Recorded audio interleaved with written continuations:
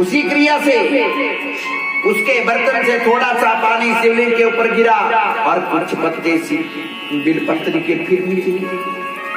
शिकारी की तीसरे पहर की पूजा भी हो गई। बोले शंकर भगवान ने।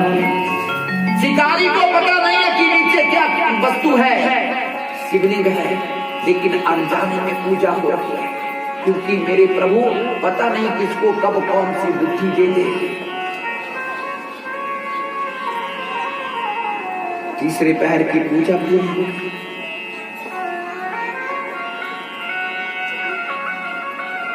हिरण ने भी देखा अब ये शिकारी मुझे छोड़ेगा। हिरण पूछने लगे, मुझे मारने के बाद तेरा कौन सा कार्य हल होने वाला है? शिकारी कहने लगा, देखो हिरण, मैं अपनी मर्जी से किसी को मार नहीं रहा हूं, लेकिन मैं भी मजबूर हूं। अगर मैं तेरा मांस लेके नहीं जाऊंगा तो मैं अपने परिवार को क्या खिलाऊंगा? हिरण कहने लगा, बड़ी अच्छी बात है, ये मरने के बाद वैसे भी शरीर बेकार हो जाएगा, तेरे परिवार की भूख शांत करने के लिए इससे बड़ा पुण्य कोई नहीं है। लेकिन एक बात सुन, मैं अपने परिवार को समझा के आता हूं, क्योंकि मेरा परिवार बहुत बड़ा है। उनको जीने का रास्ता बता के आता हूं। अपनी पत्नियों के पास बच्चों को संभाल के आता हूं, उसके बाद मुझे जो करना है। शिकारी कहने लगा, इससे पहले भी कई बार वो भी वादा करके चले गया, तू भी चला जाएगा, फिर मैं घर लेके क्या जाऊंगा? हिरण कहने लगा, मैं तुम्हें वचन देता हूं, जितना पाप दान देने के बाद उसका बखान करने वाले को लगता है, उतना पाप मुझे भी लगे। बोले शंकर भगवान। सबसे बड़ा पाप है दान करके उसका बखान करना। आप दान करो, कर्म करो, हिसाब करने वाले मेरे प्रभु हैं, हम नहीं, क्योंकि उसने दिया है हिसाब वही करेगा, हमने कुछ नहीं दिया है। हम कौन है देने वाले? कल सोच देने जिस फिर क्या करेंगे, क्या आगे देने में? क्योंकि मेरे प्रभु का कभी ऐसा मत करना, मैंने कहा है विश्वास करो, ये देवस्थान है। लिखा है कि प्रभु चरणों में जो दान देता है वो कभी उसका बखान मत कर। तू अपनी नवेड़ तेनो होर नाल की, तू गठड़ी संभाल तेनो चोर नाल की। तू दान कर, कोई इसको चोरी कर रहा है, कोई खा रहा है, कोई हिसाब वो देगा, तू क्या लेगा? कभी मत करना ऐसा बखान, नहीं तो आपने जो आज तक किया वो सब गई भैंस पानी में, सारी चली किसी ने पूछे। कभी मत करना ऐसा। बोले बांके बिहारी लाल,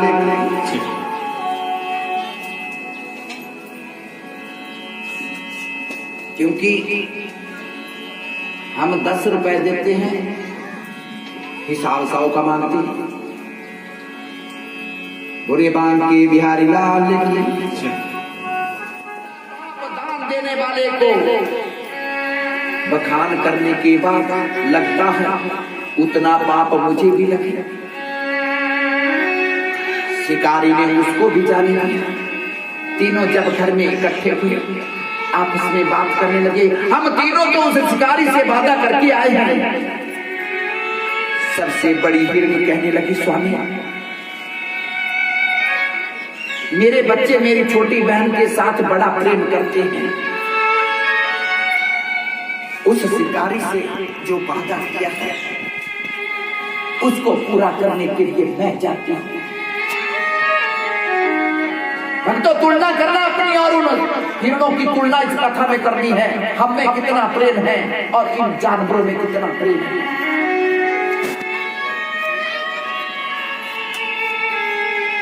जब बड़ी बहन ने ऐसा कहा, छोटी कहने लगी, नहीं बहन, मेरे होते हुए मैं तो तेरी दासी हूँ।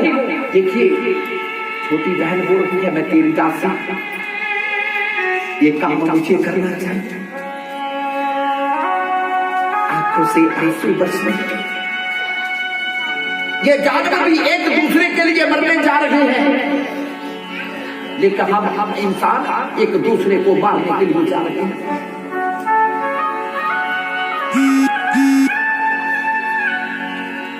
हिरण कहने लगा, नहीं मैं जाता हूं, क्योंकि माता के बिना बच्चों की दुर्दशा हो जाती है। क्योंकि कहते हैं गले ये रुला देंगी खुशियां वे मौके माया पे आया, खुशियां वे मौके माया पे आया, खुशियां वे मौके खुशियां वे मौके माया पे आया। ना छोड़ो मुझे जाने, ना छोड़ो मुझे जाने, मदीना की बेनैया। ना छोड़ो मुझे जाने, ना छोड़ो मुझे जाने, मदीना की बेनैया। मावना मार रब्बा, मावना मार रब्बा, ममितिया बेटी जान। मावना मार रब्बा, मावना मार रब्बा, ममितिया बेटी जान। हिरण भी कहने लगा, माता के बिना बच्चे रहते नहीं हैं, इसलिए मैं जाता हूं। आपस में तीनों विवाद करने लगे, नहीं मैं जाऊंगा, मैं जाऊंगा। अंत में हिरण कहने लगा, चलो हम तीनों ही चलते हैं। और क्या किया, अपने बच्चों को दूसरे हिरणों के पास छोड़ा, हम थोड़ी देर में आ जाएंगे। तीनों चल पड़े। आंखों से गंगा यमुना की धारा बह रही है। अब हमारे बच्चे बेकार हो जाएंगे। तीनों शिकारी के पास खड़े, और जैसे कि शिकारी नीचे उतरने लगा, फिर वही क्रिया हुआ। उस बर्तन से कुछ बूंदे पानी की शिवलिंग के ऊपर गिरी, बिलपत्तियां गिर करके शिवलिंग के ऊपर पड़ी। चौथे पैर की पूजा भी हो गई। बोलिए शंकर भगवान। इसी तरह जागते जागते शिकार की 4 पैर की पूजा पूरी हो गई। नीचे उतरा, इतने में बच्चों को पता चला। हिरण के बच्चे माता पिता के पीछे दौड़ते हुए वहां तक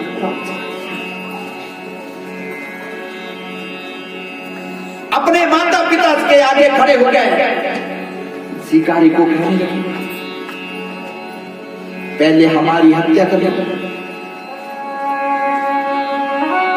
ये न बोलो मेरी हत्या कर, मुझे मार। हिरनियां बोलो हमें मार। अब तो 4 पहर की पूजा पूरी हुई है, सारे पाप भी धुल चुके हैं।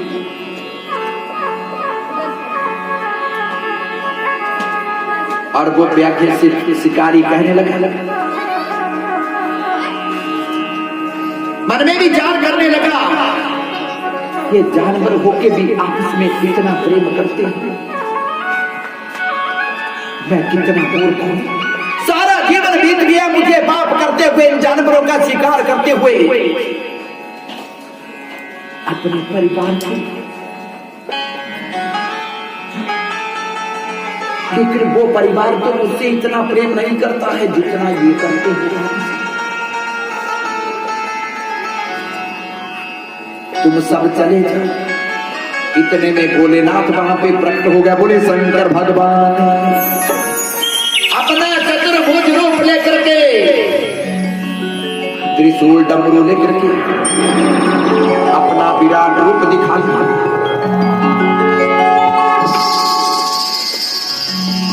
हे शिकारी, मैं तुम्हारी 4 पहर की पूजा से प्रसन्न हूं।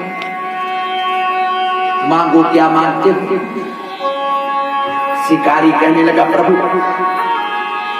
और क्या चाहिए? तुम्हारा दर्शन तो हो, और मुझे कुछ नहीं चाहिए। और मैं इतना चाहता हूं ये हमेशा तुम्हारे चरणों में मेरा प्रेम रहे। ऐसी ही प्रार्थना करनी है।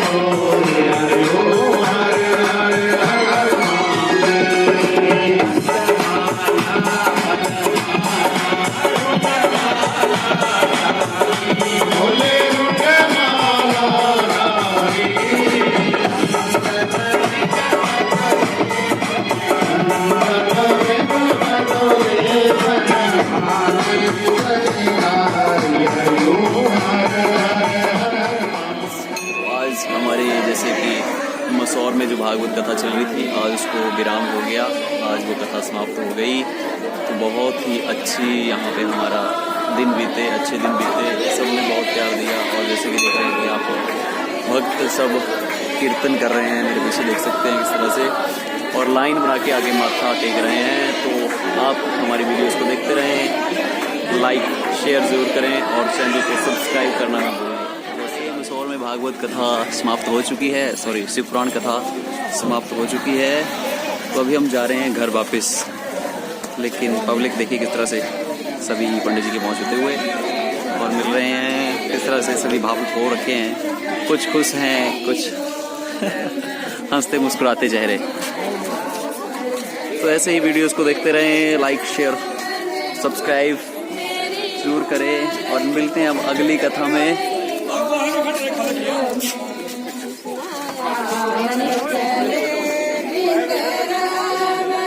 अगली कथा हमारी नौंगी हमीरपुर में। अभी मसौर में फ्री हुए हैं बाकी सारे कामों से, विदाई समारोह चलता हुआ और ये मसौर की पार्टी जिन्होंने ये कथा ऑर्गेनाइज करवाई थी, ये सभी क्या बात है। और अपने काकू भाई जी लो जी, बहुत अच्छे हैं सब सब सब सब। प्लीज राधे राधे राधे राधे सबको। तो मिलते हैं जी अब अगली कथा में नौंगी हमीरपुर में। जैसे राधे जैसे कृष्णा, देखिए पब्लिक किस तरह से हमारा साथ देती हुई। तो मिलते हैं ब्रेक के बाद। हाँ जी, अगली बार ड्रोन लेने ड्रोन के लिए। हाँ जी, राधे राधे राधे राधे जैसे राधे। हमारे भाई लोग जिन्होंने हमारा भरपूर साथ दिया नहीं, सब बहुत साथ दिया सबको। जैसे